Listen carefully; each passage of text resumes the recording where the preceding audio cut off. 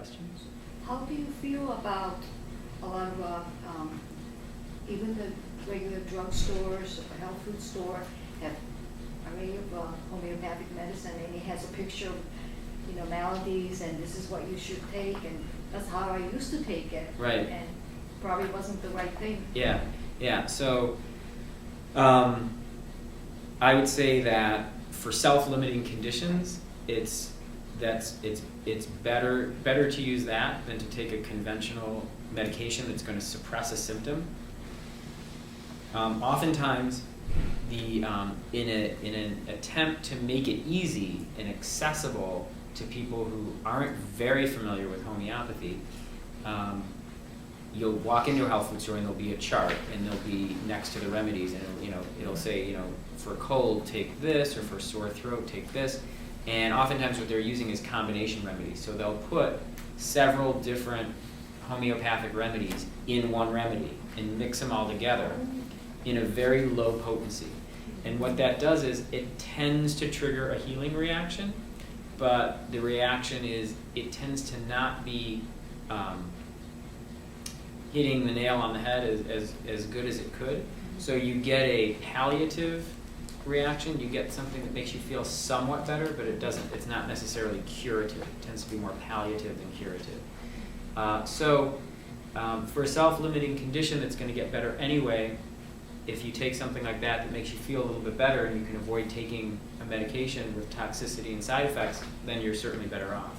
But the danger, I think, in that is that what will happen is people who aren't very familiar with homeopathy will go and use it, and a lot of times it just won't work, or it'll work only, it'll seem very subtle. And so then the idea that homeopathy is this kind of like touchy-feely, subtle medicine that, oh, that's nice, but if you're really sick, you need real medicine.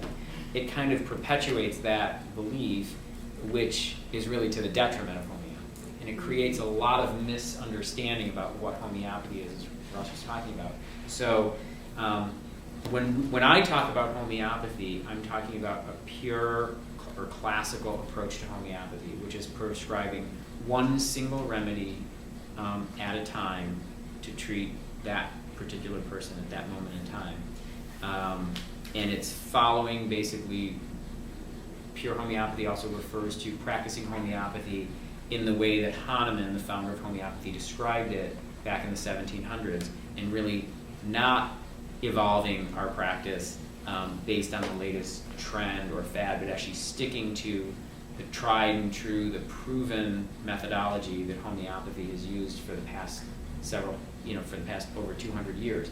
It works well. It's time consuming, and because of the time consuming and the profit factor, again, people have tried to step in and provide shortcuts and make it go quicker, have it spend less time, but there's not really a shortcut to doing this the right way. So in homeopathy, how do you determine, let's say, the blood pressure of the patient and the cholesterol and the clot arteries, things like that? How do Right. you? So those are still important to do. And so in my practice, I still utilize other medical or healthcare professionals to do those things. I think that modern medicine really excels in the diagnostic testing, and so there's a lot of value in that. And so it's always better to have a good diagnosis before you begin with treatment. And if that requires a test that I need to refer out for, I will. I think oftentimes in medicine today, largely because of the medical legal environment, tests are performed more for the doctor than they are for the patient. But still, a lot of times those tests are necessary, and so we use that information to help us. Not really helping us in finding what remedy we're going to prescribe, but we need to understand the condition and the severity of it so that we don't endanger the patient, and we give accurate treatment, and we have a good understanding of the prognosis, what to expect when we give a remedy. If someone has end-stage cancer versus pneumonia, what we can expect from giving that remedy is very different. And so in order to treat effectively, we need to know those things. I was going to say, I think another benefit of homeopathy is that even though it's individualized, it's very systemic. Mm-hmm. Because as you target a particular person, you're targeting their system, Mhm. and then their entire system is connected to their family system. So you're able to be helpful, outside of that particular person in a sense because of the heredity and the, just the blood and the lineage. Yeah, it's very true. So when I treat women, the best opportunity I have oftentimes is when, like if a woman is dealing with infertility. And if she's infertile, more often than not, there's problems with the menstrual cycle. More often than not, there's, again, a global health disturbance there. So by going for fertility treatment, you can force that woman's body's chemistry to get to prepare and be able to conceive and deliver a child. But then what about the health of the mother and the health of the baby? And so by treating with homeopathy, getting the body to do it on its own, not only does the mother become healthier, but she tends to have a healthier pregnancy and a healthy delivery and a healthier child. So it is a great opportunity to help improve the health of a family, is what I'm saying, absolutely. What else? What other benefits of homeopathy compared to conventional medicine or just independent? Yes. It's cost effective. It is very cost effective. Compared to, compared to modern medicine, which tends to rely on, the drugs keep getting more and more expensive, the testing keeps getting more and more expensive, so it's definitely can save a lot of money. And that's why, for example, in countries like India, it's used very pervasively throughout the country, and they have, that's what they can afford, but they do it very well, and they have great homeopaths there because they're in the hospitals practicing homeopathy and seeing, they don't have the luxury of spending 30 minutes or 40 minutes with a patient, but they're seeing patients like, every few minutes, and they're very good prescribers, and they can prescribe quickly and effectively, and it works really well. The other area I want to study is Ayurvedic. Ayurvedic. Do they blend it? They're totally different. Ayurvedic medicine, I'm really not, it's one area I really have probably the least experience in terms of medicine, but my understanding is that it's a type of herbal medicine. And so herbal medicine isn't necessarily bad. I think it has its place, but the problem with herbal medicine is it's just like conventional medicine, it's working on a chemical level. So as long as you're taking that herb, it's changing the body's chemistry from the outside in as opposed to getting the body to do it on its own. At least I can say that for herbal medicine. I'm not 100% sure with Ayurvedic, but I believe it's working on a chemical principle, which is kind of similar. So it's natural, it fits that part of it. There should be less side effects and less toxicity than with conventional medication, but it's not working in the same way. But it says something that it's adopted extensively in that culture because it is its cultural roots. Yeah. And so it must work really well. That's true. That's true. Yeah.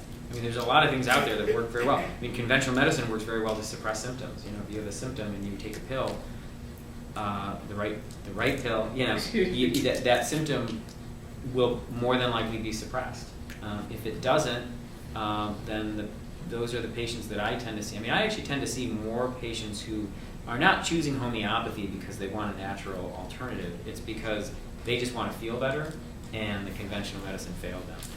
And so it doesn't work all the time to suppress the symptoms. And sometimes, like as Alma was saying, it'll suppress one symptom, but another one will crop up, or they're sensitive, and so they'll feel the side effects more. Or, certainly the problem there is that, and the benefit of homeopathy is that eventually you do get a cure, or you're moving towards a cure, which is really the opposite for any chronic disease treated by conventional medicine tends not to be cured. It tends to just be managed as long as you continue to stay on the drug.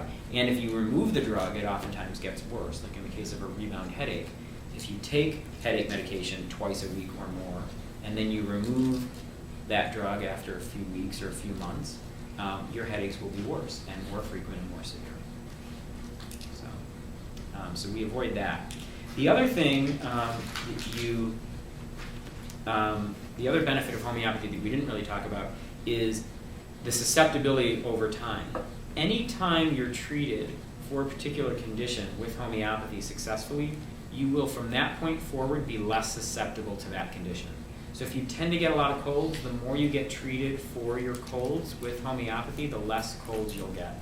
They'll become less frequent and less intense over time. And then globally, the more you tend to do that, just the less things you'll be susceptible to in general. Your health will incrementally improve, and you'll become more and more resilient to infectious disease and other kinds of health disturbances.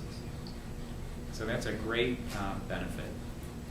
And then I would say the other difference is that, conventional medicine, the focus or the emphasis is what drug can we prescribe to suppress a symptom. In homeopathy, the emphasis is what remedy can we find that's going to boost the body's ability to heal.